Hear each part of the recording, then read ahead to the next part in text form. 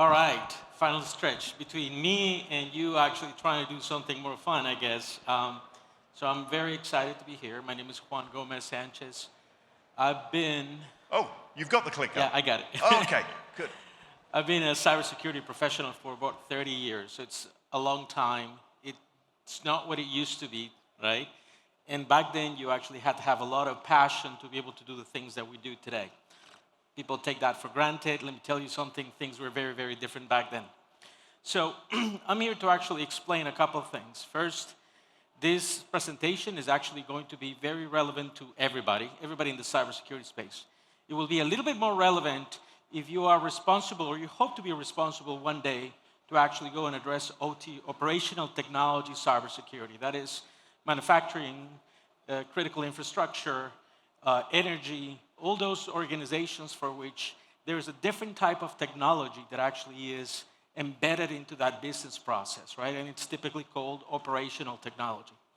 Now, I want to start with my journey. Again, I've been around for about 30 years doing cybersecurity. I've been at Whirlpool for 2.5 years, right? So the one thing that I did not have experience with when I joined Whirlpool was specifically OT. So the first 6 months I dove right into cybersecurity and the OT environment to make sure that we were actually aiming strategically and tactically cybersecurity at the right level, right? But there's a history, right? So it's well known, it's not a secret, if you will, that we had a ransomware attack, a pretty significant ransomware attack back in 2020. And that started triggering, right, a number of let's just say initiatives to be able to actually build resilience. We didn't call it resilience, just cybersecurity back at that point, right? And then we have actually seen an evolution as to why that happened and why we continue shifting in terms of what is important to OT and the IT convergence process, okay? And again, started in 2020, and right now we have a plan, we're 2.5 years into it, right? And we have just shifted our perspective and views in terms of cybersecurity in the manufacturing environment for a number of different reasons. So I'm going to go through those. I think the first thing to keep in mind is that you have to actually go and define what IT and OT convergence is, okay? And I think the first thing to understand is that OT technology in general had actually been very effective for a number of years in an air-gapped environment, right? So OT technology, the systems that basically move the motors and the engines that actually drive manufacturing and energy and just systems that not necessarily are attached to IT organizations or IT systems, had actually been air-gapped for many, many years, right? And then came innovation and ways in which we started to connecting things, right? And that's where we started actually figuring out that there is not only a convergence that has happened, but it's a convergence that we actually need to deal with, meaning that we have to actually bring IT and OT perspectives together from a cybersecurity perspective. Now, here's the first thing that I would actually tell you that is typically a common problem associated with this approach, and that is that we traditionally come from the IT world. Cybersecurity was born out of the IT environment, an IT perspective. And the first thing that we actually do is, as we're trying to solve for that OT security problem, we start applying our perspectives from an IT perspective, right? And that is where really the problems start happening. And why is that? It's because the technology is different. It's because the people are different. We call things differently. We call computers PLCs, servos, there's no storage per se in the OT environment. So there's very, very different things. So we learned over the years that the first thing that we had to actually take as a granted is that we cannot apply the same perspectives, maybe the same general perspective, but the specificity in which we apply the controls, the policies, the processes have to be actually tailored to the OT environment. The second piece that we learned over the years is that we actually cannot do this from an IT perspective alone, right? We have to actually start thinking about how do we actually bring the operational technology systems management, which, by the way, they're different than the IT world, right? And more importantly, the plant operations, or whatever is it that has those SCADA systems or the PLCs that run whatever environment you're trying to do. If you don't do this together, then you're going to fail, right? So that's the first thing that we learned, and we had to actually go in first. I'll give you, for example, I today run two different security programs in my organization. I have the enterprise program, which is the traditional IT program. I have a second program called the OT security program, the manufacturing cyber resilience, as we actually call it. And the basic difference starts at the policy. We have different policies for which we actually are applicable to those environments. Classic example in IT, you have a vulnerability management process that maybe let's patch, critical systems every 30 days. You couldn't do that in the manufacturing environment. You will break stuff, right? So you have to adjust it and have different perspectives associated with that. Again, there's distinct requirements between those environments, if you will, but the approach can be similar. They just have to, in specificity, in terms of the specific controls, have to actually differ in a number of different ways. Moving forward, the second thing that we actually learn is that there is such a thing as governance models that actually have to be applicable to the manufacturing environment. We take that as granted in the IT world. They don't typically exist in the OT environment, right? And the reason being is that typically manufacturing organizations do not necessarily grow organically. They grow by acquisition, right? So organizations typically have to deal with very, very different types of technologies, right, that are actually specifically addressed by, let's say, acquisition of new companies and new organizations that come with manufacturing and OT environments on their own. Different technologies, different standards, and those type of things. So building this governance model, right, and applying that, making sure that governance model sticks to the organization is of utmost importance. I'll give you another example. In the IT world, we talk about change management and configuration management and asset management. All those things are not necessarily very much applicable to the OT world, right? So all those things need to actually be considered as part of that governance model as you move forward. So that's the first thing. Second thing. Moving forward, as we actually start defining frameworks, right, from the foundational perspective of IT and OT, we had to actually go and start defining the what and differentiate on that from the how, right? And then taking the different domains associated with cybersecurity and then start applying those to the OT frameworks as they come are defined better into requirements later on, right? Things such as risk management or infrastructure management in general have to be different. But the framework definitions have to actually be reframed to be able to actually be applicable to those environments. Furthermore, when we actually defined the governance prior to that, then what we did was to actually go and pilot these concepts, because pressure testing new frameworks in the operational technology, let's say the manufacturing environment, is something that you have to do as you are going to have to shift, contract, and expand and adjust as you actually move forward into that journey. I guess the basic assumption that once you define a standard and you stick to that standard so that you can actually rely on it so that you can build trusted bases is no longer the case. Again, pilot, readjust, move forward, and then that's actually what makes a difference in the OT world. Now, let's take a look as to how did we actually end up. Remember I mentioned the fact that we have to actually think of cybersecurity in the OT world different, and the basic definition as to what is the heart of the cybersecurity world in the IT world is a security policy. We had to actually reframe that in a way that it actually made more sense for the OT environments. And that drove to a specific technical framework, right? And basically, we're all technologists here. We try to actually go and bring it back to, so what does that mean? How do we actually contract all those frameworks, policies, standards, governance models into something that I can actually work towards, something that actually will work in my organization? There happens to be a framework out there called the Purdue model, right? And the Purdue model actually basically segments the manufacturing environment, the OT environments into multiple layers, right? Now you can think of this as to, the higher the level, the less control you have, the lower the level, the more control you should have. However, the more difficult it becomes, right? So you have production lines. Think of them as production lines at the very bottom, and those are the systems that actually basically make the environment move all the way up to, as you go higher, right, you have IT systems that support those OT environments, right? And then you can actually start, publishing frameworks, standards, and technologies that address those things, okay? There's a couple things that I actually want to make sure we're clear here, right?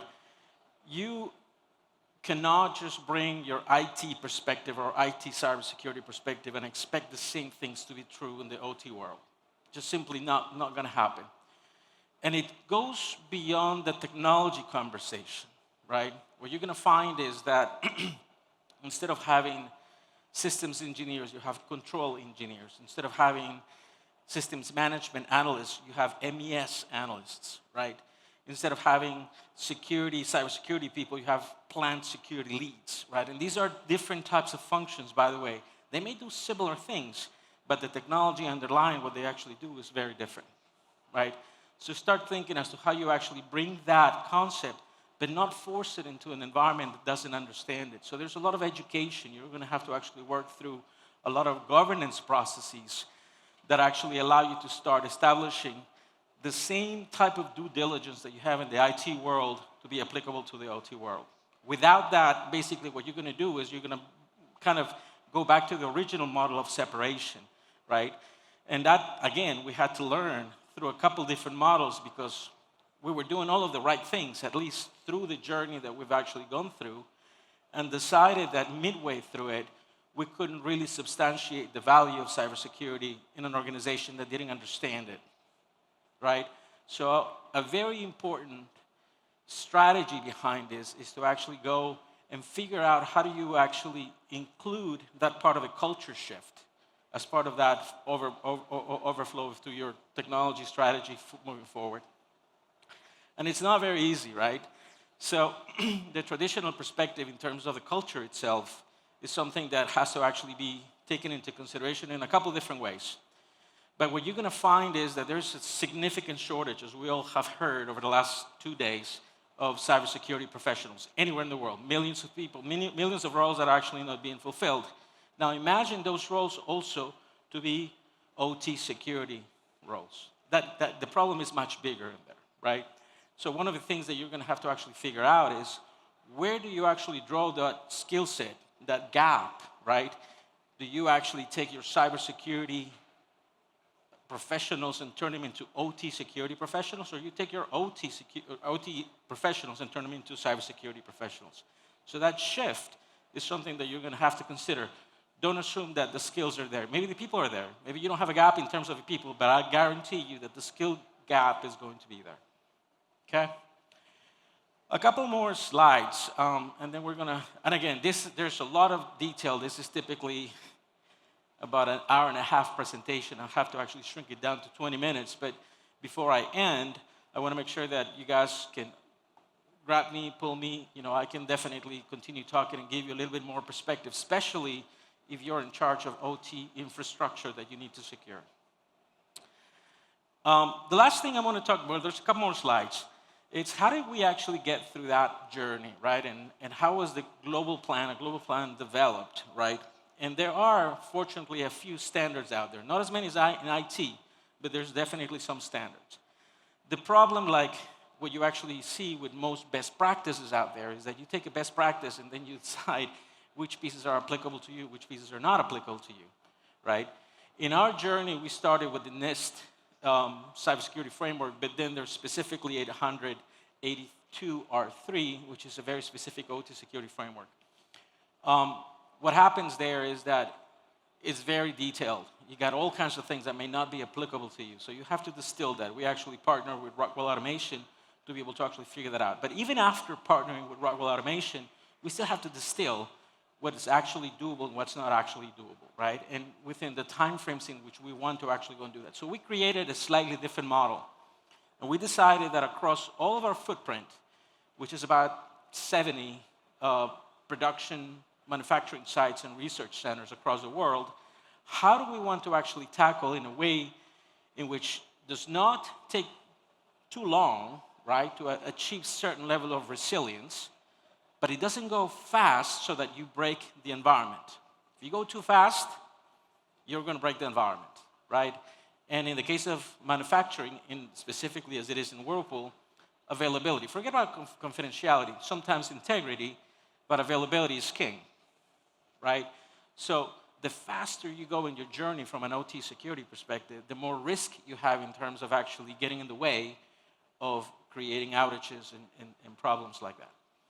So what we did is we actually, again, established a framework, which is in this 882 R3 framework. we partner with somebody. You don't have to do this, of course, you can do this again. But at the end, you're going to have to distill the things that are super important to your organization, right? And again, as it says in here, it started with thousands of controls. We went to 25 basic controls, down to 19 important controls that we believe were basic to our operation. Through that process, we also defined, which is not in any of those frameworks, by the way, a way in which we can actually regurgitate the value and the investment to the company, right? And we created what we call resilience levels, right? And in the case of resilience levels, we said, we must have a baseline across all of the manufacturing environments. That's our resilience level 1. And it has a certain level of controls, and we can actually do this in a way in which we need to do it quick and broad.